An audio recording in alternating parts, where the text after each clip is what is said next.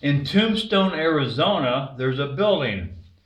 And inside this building, there's some steps going to the second floor. The last three steps up at the second floor, the last three steps are wore so bad that they're only the width of a quarter. Yeah. The original steps from 1882, what is that, 127 years ago?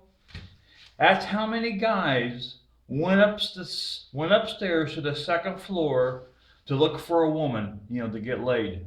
That many. Think of that. Yeah. There was a cost. 25, that's a lot of money. $25 it cost you in 1882. That's an equivalent today of $1,000. Yeah, the last three steps are worth that much. That's how much heavy traffic there was. And they counted inside the building. I'll tell you the name of the building here in just a second. They counted 140 bullet holes in the building, throughout the building. There's one next, the tour guide counted one next to the bar, and I think it's a 45 slug still in there. If you look at the ceiling, there's a pipe, there's a pipe, a line. In 1882, they went to gaslighting, which really helped the business because for it to be gas in 1882, that was high society back then. It's the Birdcage Theater in Tombstone, Arizona. There was 26 men and one woman murdered there. It opened in 1882 and closed in 1889. Tombstone was so violent that the coroner, back then they was known as the Undertaker, the coroner, his horse and hearse, not horse and buggy, his horses and hearse stayed on the street. They said there was a murder every single day in Tombstone, Arizona. Now, personally, what do I think?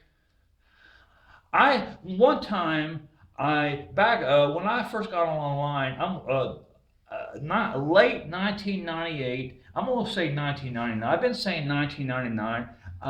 Maybe late 1998. I went to a legitimate keyword, legitimate website, legitimate, and what it said, the best way to explain the 1800s was mind-numbing boredom.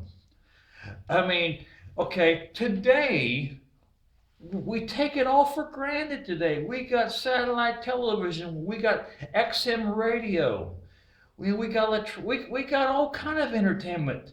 But that was saying, walk a mile in those shoes, and I quote that. That's me and you. Let's walk a mile in those shoes of 1882, 127 years ago. You can imagine.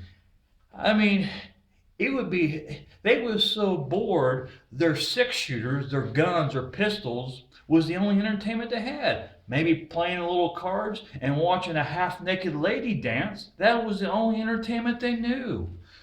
And, you know, it was either a bullet or bullets would put you in the grave, or the boredom, the mind numbing boredom would put you in the grave, would get you. I mean, when you're that bored, it's like a kid. If a kid gets real bored, they tend to get rebellious. It was no different for those cowboys in 1882. Mind-numbing boredom. Personally, I think that's why they raised all kind of hell.